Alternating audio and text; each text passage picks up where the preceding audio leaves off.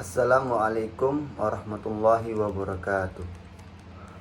Perkenalkan, nama saya Wahyu Agung Effendi dengan NIM 203220083. Lokal MPI 3C.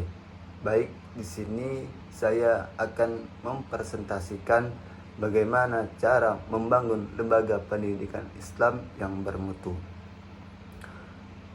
Tugas ini diberikan untuk UAS dengan mata kuliah Sistem Penjamin Mutu Pendidikan.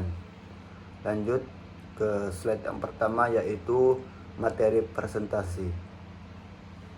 Yang pertama, materi presentasi kita yaitu konsep dan tantangan pendidikan. Yang kedua, 4 pilar pendidikan Islam bermutu. Yang ketiga, desain kurikulum integral. Yang keempat, sistem penjamin mutu. Yang kelima, studi kasus lembaga sukses. Yang keenam, penutup dan kesimpulan. Baik, selanjutnya kita memasuki materi konsep dan tantangan pendidikan. Jadi, pendidikan Islam adalah proses pembelajaran yang bertujuan membentuk manusia yang beriman, bertakwa, dan berakhlak mulia dengan berlandaskan pada Al-Quran dan Sunnah. Tantangan yang dihadapi meliputi yaitu yang pertama, globalisasi dan modernisasi yang bisa menggeser nilai-nilai Islam. Yang kedua, kurangnya integrasi antara ilmu umum dan ilmu agama. Yang ketiga, kualitas guru dan lembaga yang belum merata.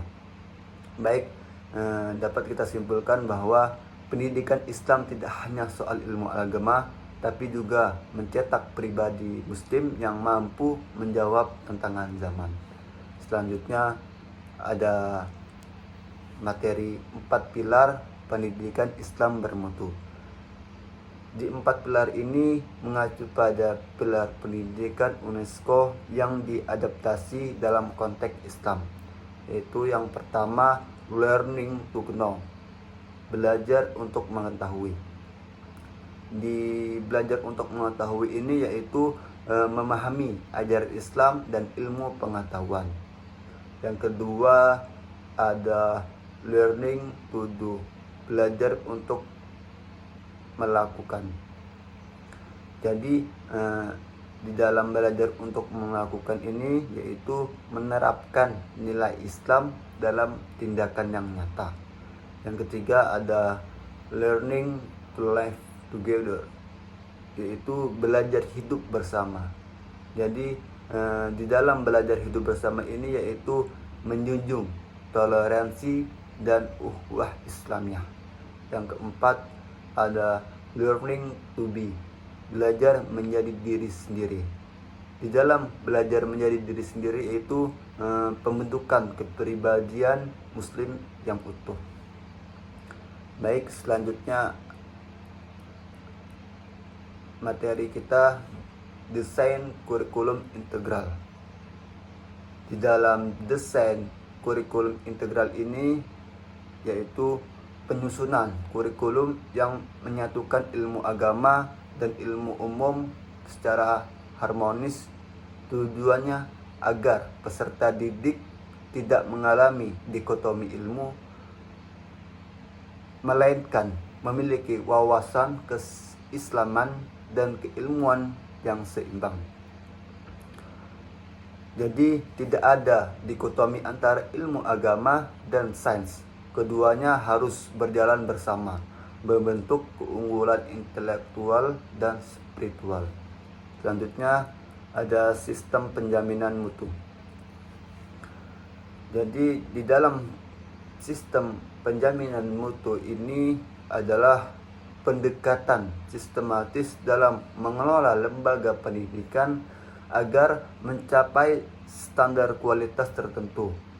Sistem ini mencakup perencanaan, pelaksanaan, evaluasi, dan peningkatan berkelanjutan untuk memastikan layanan pendidikan yang berkualitas tinggi.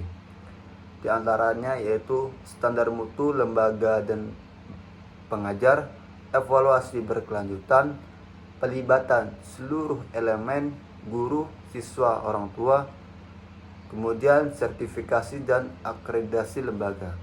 Jadi manajemen mutu memastikan lembaga pendidikan tidak hanya berjalan, tapi tumbuh secara konsisten dan profesional. Selanjutnya yaitu studi kasus lembaga sukses. Analisis terhadap lembaga pendidikan Islam yang berhasil menerapkan manajemen mutu, kurikulum integral, dan prinsip-prinsip pendidikan Islam secara konsisten sehingga menghasilkan lulusan yang berkualitas. Contohnya yaitu di pesantren modern, di sekolah Islam terpadu. Kunci suksesnya ialah kurikulum holistik, guru yang berkualitas dan berdedikasi, manajemen profesional. Jadi kita bisa belajar dari lembaga yang sukses, dan juga kita harus menerapkan nilai Islam dan mutu manajemen yang baik. Selanjutnya ada penutup dan kesimpulan.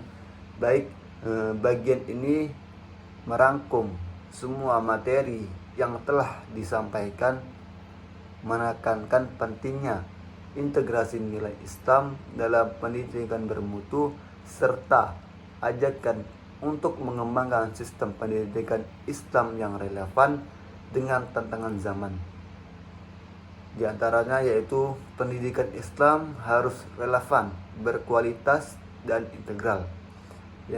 Kemudian 4 pilar dan manajemen mutu adalah kunci sukses. Selanjutnya perlu sinergi antara semua pihak, dari pihak pemerintah, pendidik, dan masyarakat. Jadi mari kita dorong pendidikan Islam yang unggul agar melahirkan generasi yang siap membangun peradaban. Baik, mungkin cukup sekian yang bisa saya sampaikan. Lebih dan kurang saya mohon maaf. Saya akhiri. Wassalamualaikum warahmatullahi wabarakatuh.